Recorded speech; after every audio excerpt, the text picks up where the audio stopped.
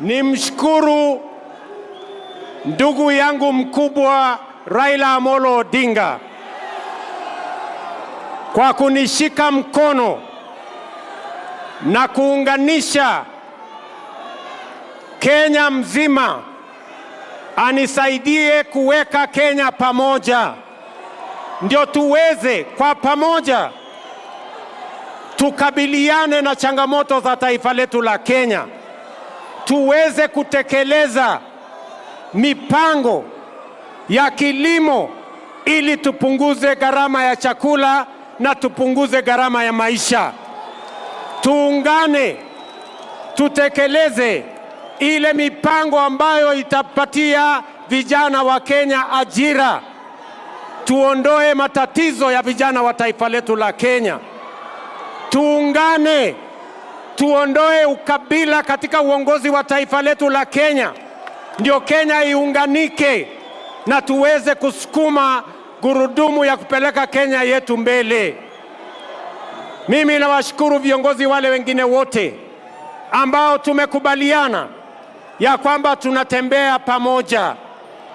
Na wauliza ndugu zangu, ile mkataba tumeweka sahihi hapa leo sio kwa manufaa ya mtu binafsi, sio kwa manufaa ya Raila Odinga ama William Ruto, ni kwa sababu ya manufaa na interest ya vijana wa Kenya, kina mama wa Kenya, watu wote wa Kenya. Tuweze kutembea pamoja, tuishi katika nchi yenye haina ubaguzi, tuishi kwenye nchi yenye iko na umoja, na tukabiliana na changamoto za Kenya, tupige hatua ya kwenda mbele kwa pamoja. Ndio leo jameni, tunakuja mbele yenu kuuliza ruhusa yenu. Watu wa Nairobi, mumekubali tuungane, tushirikiane, tufanye kazi kwa pamoja? Hebu nione wale wanasema tumekubaliana tuungane, tuungane, tuungane.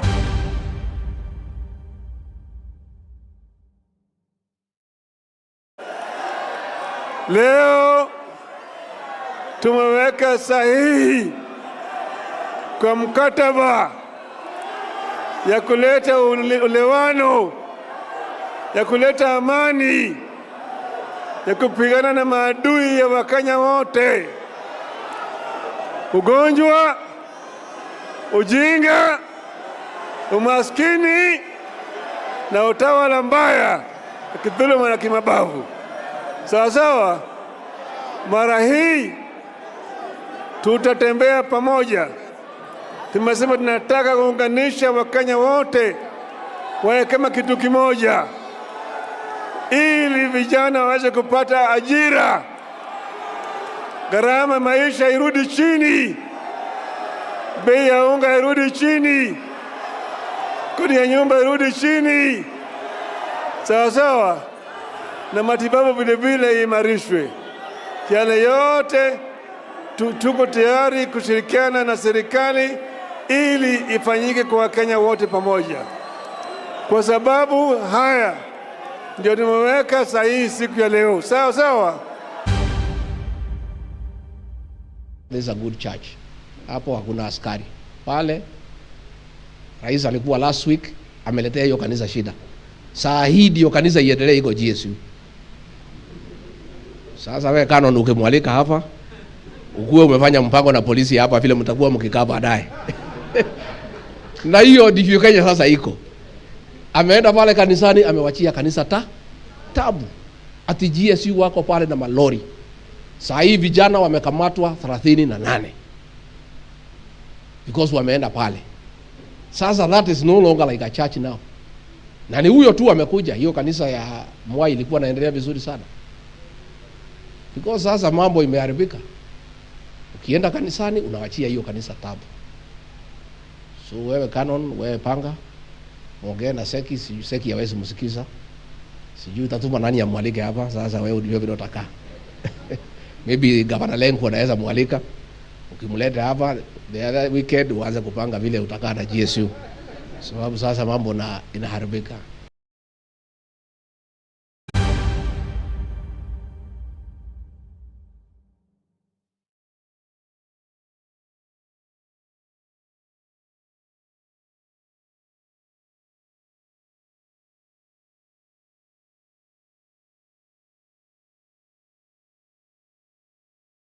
last week at KCC. Yeah. It's something that people have predicted for a long time. What do you make of these, I don't know whether to call it an MoU or to call it a handshake? And the context is that from the time we attained independence, there's been a common denominator in the Kenyan political space, Mr. Raila Odinga. He had a handshake with President Moi. He had a handshake with President Kibaki, handshake with President Kenyatta, and now another handshake with President Ruto. And it's not impossible to come to the conclusion that had he been politically active, he would have had a handshake with President Jomo Kenyatta. Yeah. What do you make this handshake? What do you make of this handshake? First, I think the political life of Raila Odinga is eerily similar to that of Jonas Sidonio Sataika Savimbi of Angola. Jonas Savimbi of Angola had a handshake with President Agostinho Neto in 1979, had two pacts with President Jose Eduardo dos Santos in 1994 and a little later in 1999 or thereabout. And Jonas Savimbi dominated the politics of Angola for decades, both the politics and the power struggles. When Angola got independence in 1975, Jonas Savimbi was part of the political parties that were on the forefront of the political space in Angola. They got independence. He disagreed with those of the MPLA party, stepped out and formed his own party, and then went to the bush. He was coerced back. They had a pact. Somehow he complained that the pact was not stuck to. He went back to the bush fighting. In the early 90s, there was a meeting that was hosted by Mobutu Sese Seko in his extravagant palace in Jibadolite in Congo. Jonas Savimbi was invited, President Dos Santos was invited, they had a pact. And Savimbi agreed that they were going to host elections which were to be supervised by the UN. In the elections, Savimbi lost. He was angered by that loss, went back to the bush fighting. They had another pact in Lusaka, Zambia, and this pact now was superintended over by Nelson Mandela. It was then thought that Savimbi would come down, get into government and take Angola forward. Again, they fell out with President Dos Santos. He went back to the bush. At some point in 1997, after the Lusaka agreement, two vice president positions were offered to Savimbi. He was to be one of the vice presidents. He refused those positions. Another position was organized, that of leader of official opposition.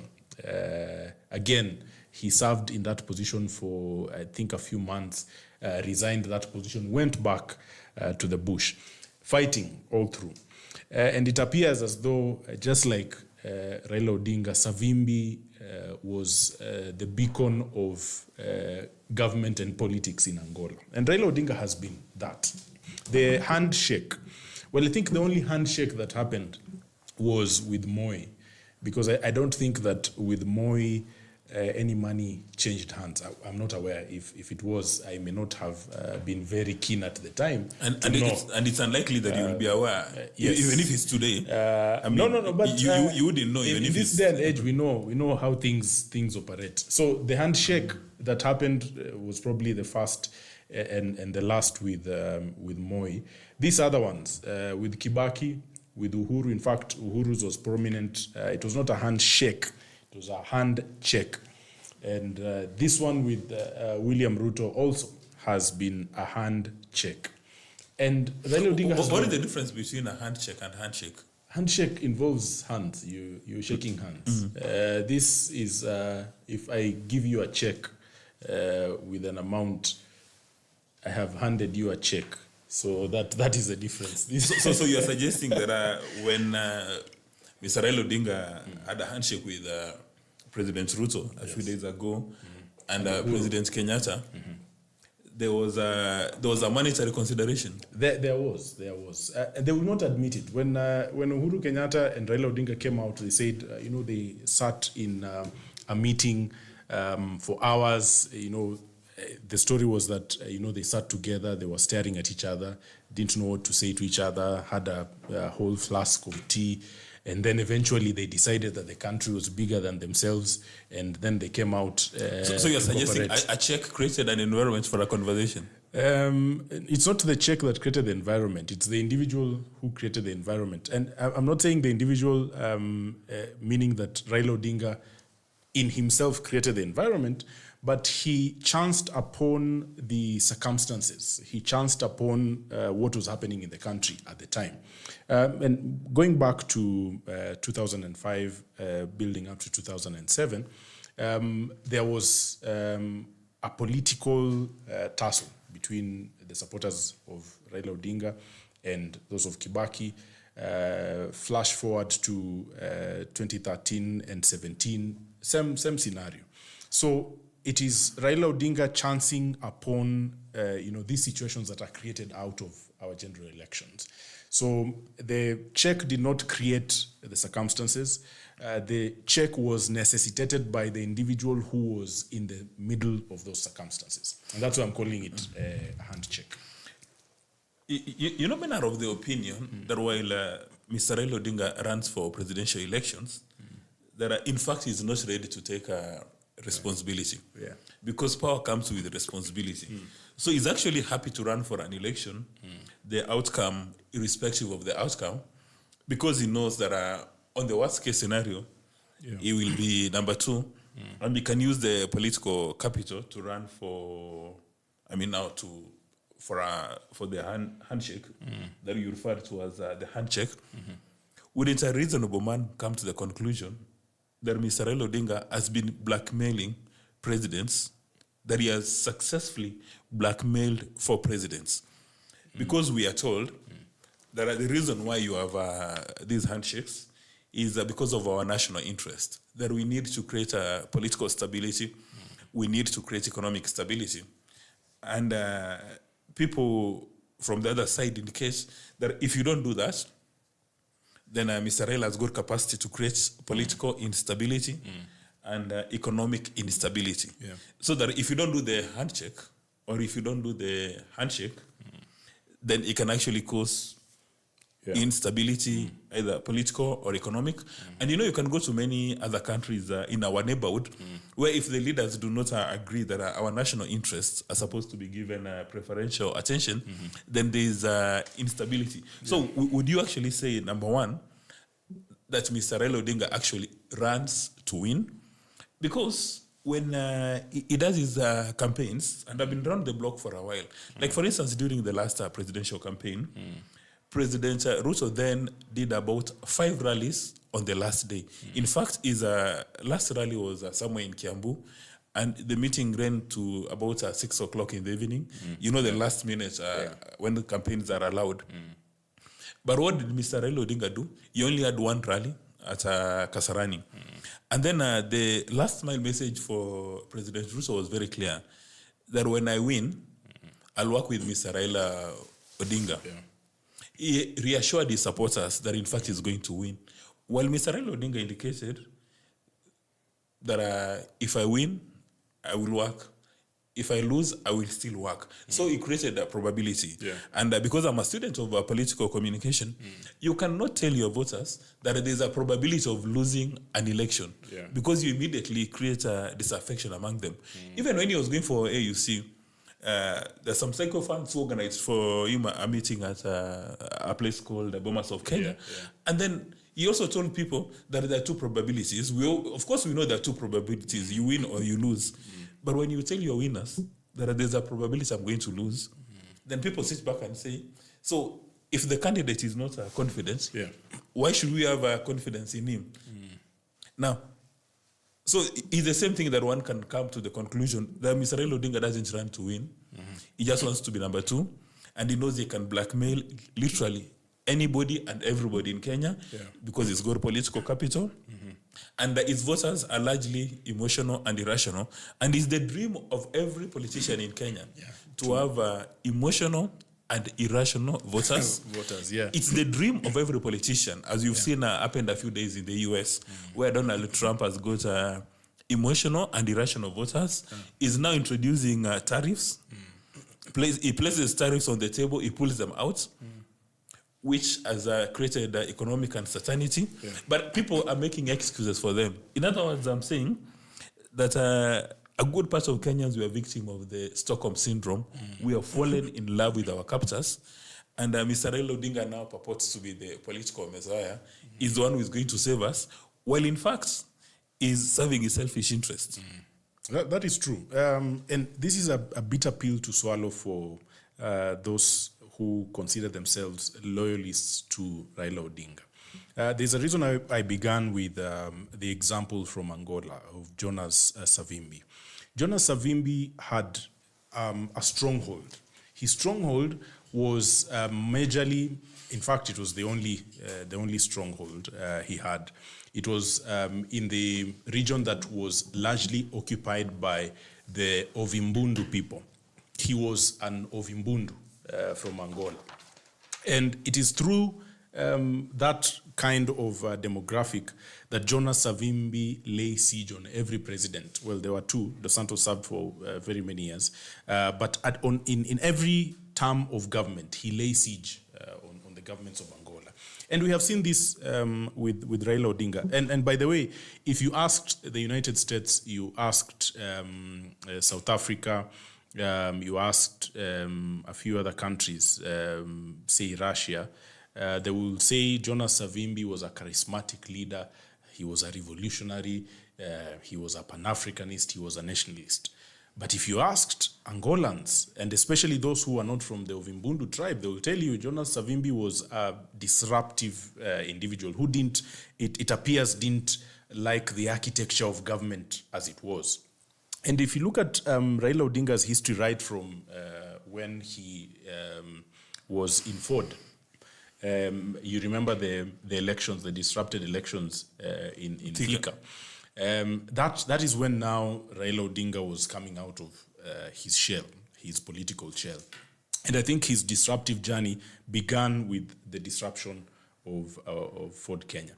And not because he had any injustice occasioned to him. Well, he says there were injustices occasioned to him then, but just because he was not the leader of Ford Kenya and he thought he was the heir apparent to Ford Kenya after Oginga Odinga had left. And all through, it appears as though Raila Odinga is keen on occupying or exercising some kind of influence and control within government without the effort that is necessary to get into government. Unlike individuals like Moses Wetangula, Kalonzo Musyoka, Musalia Mudavadi, who only threaten to run for president, Raila Odinga actually threatens and follows through with it to the ballot. These other individuals only threaten, they do nothing about it, just to increase their premium. But it's true, as you've said, to any person who is looking at it objectively, you would conclude that Raila Odinga vying for president is or has always been an attempt to increase his premium, his bargaining power, knowing that whoever gets into office as president will need him to govern. And the reason why they will need him to govern is because, incidentally, he carries some sway within certain political quarters. You can't govern this country when the Nyanza and part of Western region is unsettled, because these are regions that are very militant in their views. So if you are in power and they are against you, you will have a hard time governing. And all presidents know, by the way, that for you to deliver on anything, you must enjoy some modicum of political peace. And for you to get to that peace, you must go to the negotiating table with Raila Odinga. The MoU that was signed at KICC, we saw it coming.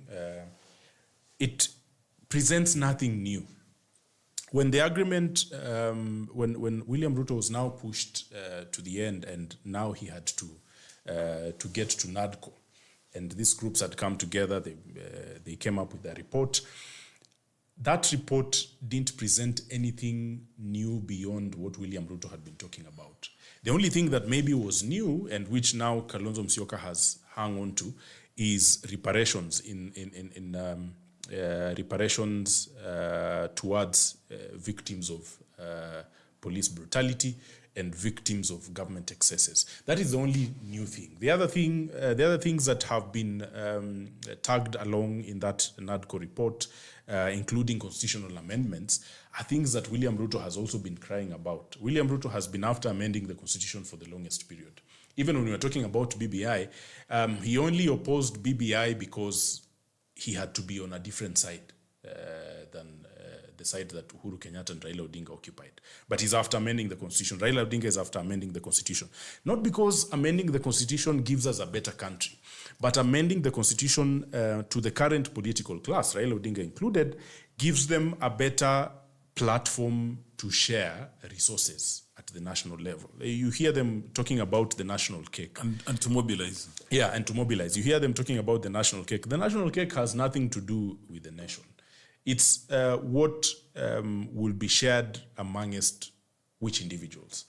When you look at the appointments that we see across board, most people would say William Ruto has made very many tribal appointments. That is true. But they are not necessarily tribal. Those individuals come from his tribe, but they are more cronism appointments. So an individual may come from your tribe, but the benefit is not going to the tribe, it is going to a small clique within that tribe. So we get to a point where Raila Odinga gets into power, he appoints a few cronies that incidentally come from his tribe, or William Ruto gets into power, appoints cronies that incidentally come from his tribe. The same thing with Uhuru Kenyatta. And the unfortunate result is you have tribes that now turn against each other because they think that this individual got into power and he appointed his tribe's people, when in actual fact, the individuals in power appointed their cronies. But wait a minute, you've raised a point which raises fundamental issues. That are these appointments, Article 10, Chapter 6, they're supposed to reflect the face of Kenya. Yes. But are they supposed to be tribal appointments? If I'm a Meru man, I'm a Kisii man, and one of my villagers has been appointed, should I take comfort in the fact that somebody from across the region has been appointed, or should I look at the appointee as somebody who is supposed to deliver value at a national level? We should be looking at value. But you see, we have a history. We have a history of ethnocentrism. Every now and then, let me just use an example of these politicians who are caught in the arm of the law. Politicians who are caught in corruption cases, somebody is taken to court, either they are convicted or not. Their tribes people will come out and say, do not touch that individual, he is our person. Mtuetu. Even when they have no tangible benefit from that individual. The other day I had Kiraitu Murungi coming out to say, even though they have the vice or the deputy president from Meru County, Meru County has been neglected because they have not gotten appointments in the way of ambassadors, PSs, and whatnot. So that is our history. We have come from a place that appreciates, our tribes people being on the forefront for us to see that we have been represented. To give us the psychological satisfaction. Exactly. But the ideal is that we should be looking at the value of the individual. And that is the main reason why we gave to ourselves Article 10, the national values. And one of those values is that we must look at the whole country. We must have equity in terms of sharing positions and resources. So it is not just a matter of appointing tribes people. The first thing that I'm mentioning that we need to recognize is that these individuals are appointing their cronies. And what I'm telling the tribes people of the president or the tribes people of Raila Odinga is that when William Ruto is making appointments from your tribe, those appointments are not going to benefit you. They are benefiting individuals he has appointed. If you go to Uhuru Kenyatta's village, and you ask people from Gatundu what they have received from Uhuru Kenyatta's presidency, and they are very bitter people. because there is nothing tangible they have seen. Yet, those of us who are looking at Uhuru's appointments considered that he was making appointments to the whole of Central Province or Central Kenya. Even with this MoU, there are individuals who will get into government by virtue of tagging along Raila Odinga, but they will not necessarily be a benefit to the communities they will come from. There are those who will come from the Luo nation. There will be no tangible benefit to the Luo nation itself. There are those who will come because ODM has the benefit of leadership from different communities. Yes, there are those who will come from those communities, and you will hear in rallies the politicians will come out and say, unaona juzi sasa baada ya rais na mimi kuweka mkataba tumeappoint mtoto wenu kutoka hapa, and people will be screaming and shouting, but there is no tangible benefit that goes to the community, and that is one of the dangers of this ethnocentrism, chronism that gets into government. Yeah, and in my view, I think when you are appointing public servants of rank, they should actually be serving the nation. Yeah. But again, you raise a very germane issue around what these public servants do. For instance, in my understanding, and I've done a lot of research on this subject, Kenya does not have a roads policy. Yeah. The roads policy in Kenya does not exist. The roads to be tarmacked or to be upgraded is at the pleasure of the president. And especially in funerals. Yes, which explains the reason why people went to extra lengths to talk about the success of Thika Road, which is within the nation. Yeah. But one would have expected that a prudent leadership should have paid attention to this one road, which connects Mombasa, and I don't want to sound like the president, but Mombasa goes to Kisumu. Yeah, You've Mombasa, forgotten the stops. Kisumu. Mombasa, Nairobi, Kisumu, Busia. Because this is the road used for international trade. Yeah. This is the road which serves Uganda, serves Rwanda, serves Burundi, and serves Eastern DRC. Now, what is the logic of not expanding that road? So every single day, when for some reason, a cow or a goat, there's an accident, the road is closed, which closes business. Simply because we don't have a roads policy in Kenya, and the political leaders, deliberately so, have ensured that there is no road. And we know for a fact from geography that the moment you put up a road anywhere, it creates economic opportunities. Like, for instance, the Thika Road, anybody around that area is now a prime beneficiary. Now, these public servants of